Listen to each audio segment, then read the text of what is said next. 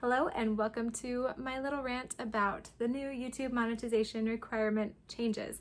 These happened a couple days ago and it's given me a little bit of time to think about it, but I do have some thoughts and feelings and maybe you're like me, so I'm just gonna get them out there in case you might be feeling the same way and wondering what to do next. So I am Mackenzie. Hello, I am a small creator here on YouTube and I make videos about art business and lifestyle as a mom and an artist, things like that. And I've been creating videos for about 2 years now, but I've really, just as my last baby is approaching a year old, I've just finally in the last few weeks been able to be more consistent with YouTube, and I've actually seen some forward progress with it finally.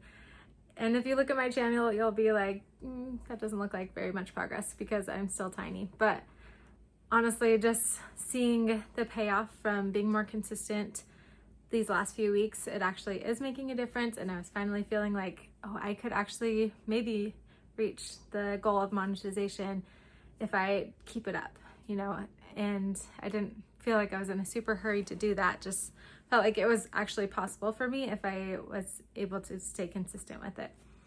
And I didn't start my YouTube channel as a way to make money. I'm a live wedding painter, and I wished that there were videos talking about live wedding painting when I started, because I use YouTube as a way to learn new things, and as an artist, I like to see what's working for other artists and what their ideas are and bounce off other people's ideas.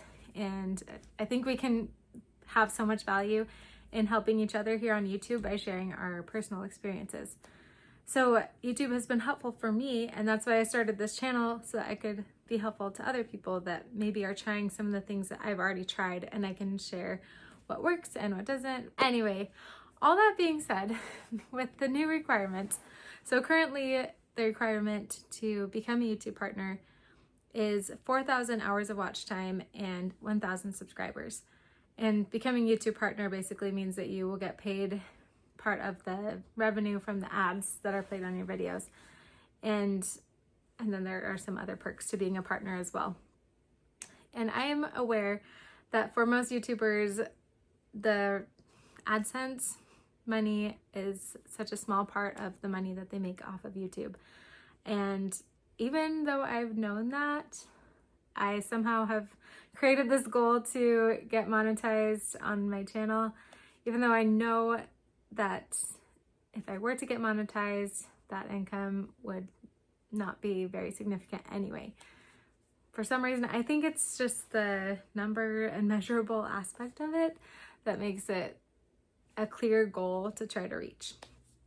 Anyway, I didn't start out this channel as a way to make money, but in the meantime, I have set that goal for myself, and it's part of what has kept me consistently making videos.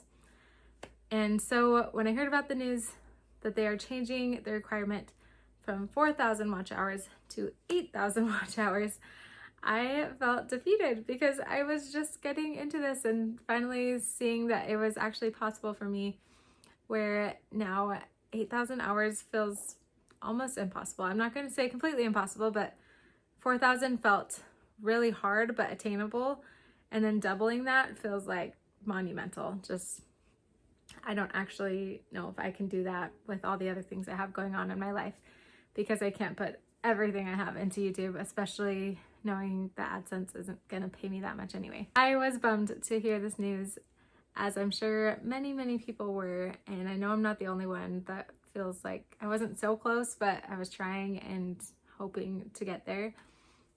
And so now I'm left at this point of, do I go all in and try to get monetized before February when they change the requirements?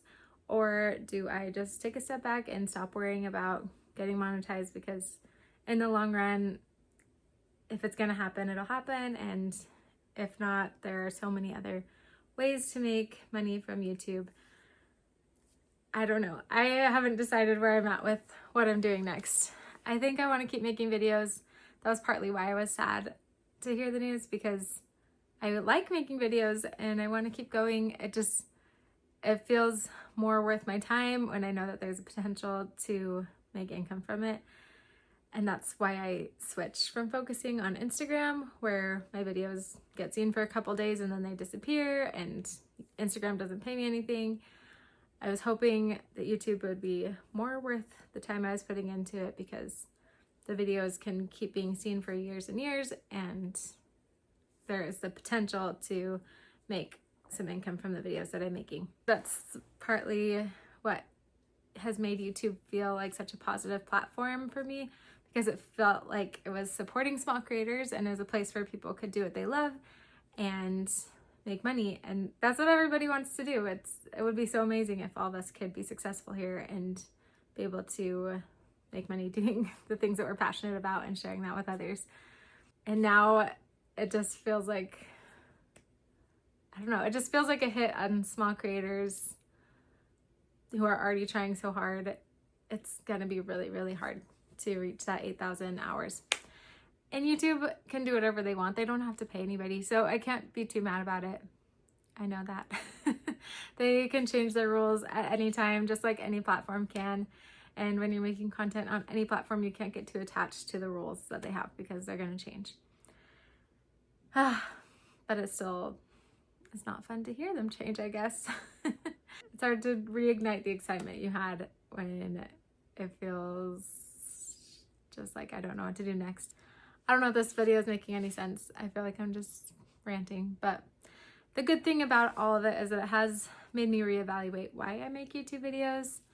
Why I started making them in the first place was to help people regardless of whether I was going to make money off of ads. I just wanted to help other people who were doing things that I had already done. And the value in making videos is not getting a ton of views. Like, even if just a few people watch my videos and they can benefit from the things I share, then that's really the purpose of making them. And it's just such a good way to connect with other people, especially in this world of AI where so much on the internet is fake. I hope that YouTube can stay a place that is human and that people can truly connect to each other, and that small creators still want to create here, even though they probably won't be able to reach the new requirements. So anyway, it's been a bummer, and just trying to figure out how much effort I want to put into this. I think I'm still going to keep going. Thank you for watching. Thanks for being here. I'm going to keep supporting other small creators and try to watch their videos full length as much as I can, because I know how much it matters. There's so much that we can do to support each other in these spaces. And there is so much more to our businesses than just YouTube AdSense. We can keep going and not be too discouraged by this news. It's made me think about the other ways that I should be focused on making money on YouTube versus just becoming a YouTube partner. There's so many other things I can do here. I think I just like the idea of being a YouTube partner, because then I could make money without feeling super salesy. That's the appeal of it to me, but that's okay. The other thing is that I am an artist and my main income is from my art.